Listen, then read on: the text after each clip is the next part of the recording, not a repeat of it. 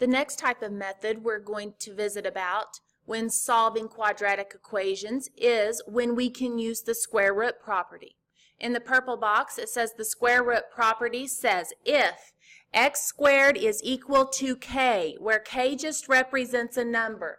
For example, x squared equals 49, you can write it that way. Then it says that x is equal to positive and negative the square root of 49. You might be looking at this equation thinking 7 will work. Hey, and also negative 7 squared gives me 49, so my solution set should be 7 and negative 7. That is where this plus or minus comes into play. So essentially what you can do when you have the square root property is isolate the quantity being squared. And I say that instead of just simply isolate the x squared. You'll see why on the third part of this next example, why I say isolate the thing that's being squared. Then you can take the square root of both sides, but when you do that, don't forget plus and minus, because we're going to have two solutions to these quadratic degree 2 equations.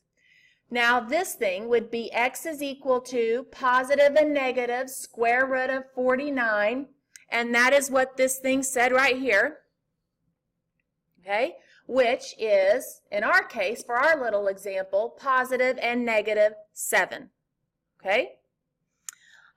So let's look at a few examples here on how to apply the square root property. Now, when you cannot apply the square root property is if you can't write it in the form it says right here, if x squared equals k. For example, if you had an equation that said x squared plus 3x minus 49, something along those lines, and you added 49 to both sides,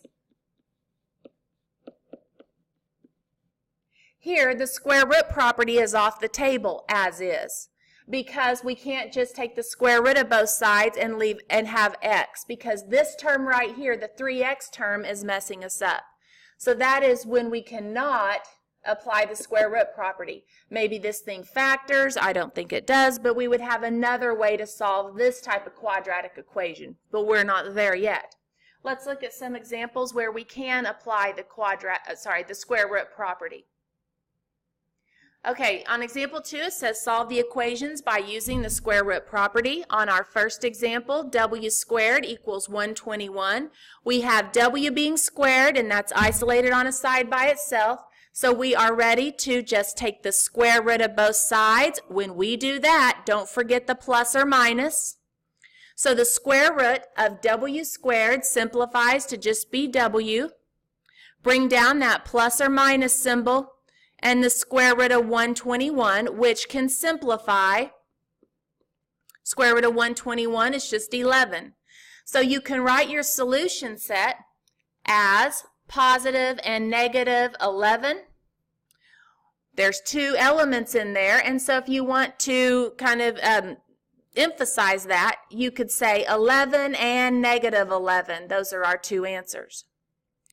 On number 24, we need to do just a bit of algebra to write it in the form that we need. P squared equals a number is what we need. So here we're going to subtract 72 from both sides first. So we will have 8p squared equals a negative 72. Now divide both sides by 8 to get the p squared, the thing that's being squared on a side by itself. And negative 72 divided by 8 is a negative 9. All right, now we are ready to take the square root of both sides, and when we do that, don't forget your plus or minus. So now our equation, the square root of p squared is just p equals, bring down the plus or minus. Now, we learned in the last section how to deal with square root of negatives. This is the same thing as the square root of 9 times the square root of negative 1. And so p is going to be equal to both positive and negative 3i.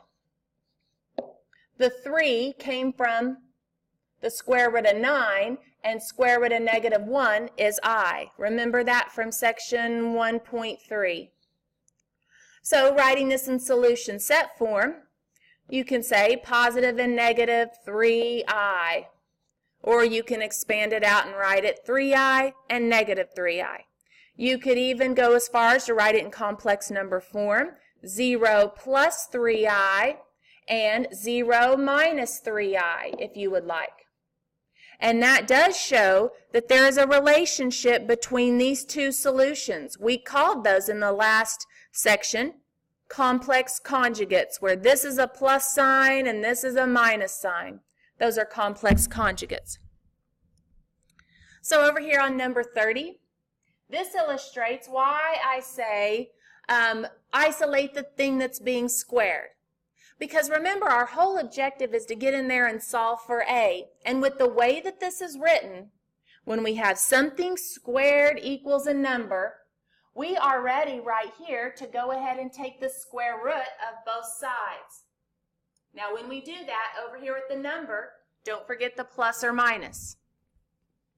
Now what we have remaining on the left-hand side is just what was inside the parenthesis, A minus 1/3, right? Because you kind of think of like the square and the square root knock each other out, okay? And then on the right-hand side, we have positive and negative. Remember how to do the square root of a fraction. You do the square root of the top. Let me go ahead and write the negative up with the top over the square root of the bottom. Okay? So now we're going to have A minus 1/3 equals positive and negative. Now the square root of negative 47 is the square root of 47 times the square root of negative 1. Now what they wanted you to do, because 47 is a radical that will not simplify, it doesn't break down, we like to write the I part first and then the square root of 47, not 7, 47, all over square root of 9 is 3. We have one more little algebra step here to solve for A to get it on a side by itself, and that is to add 1/3 to both sides.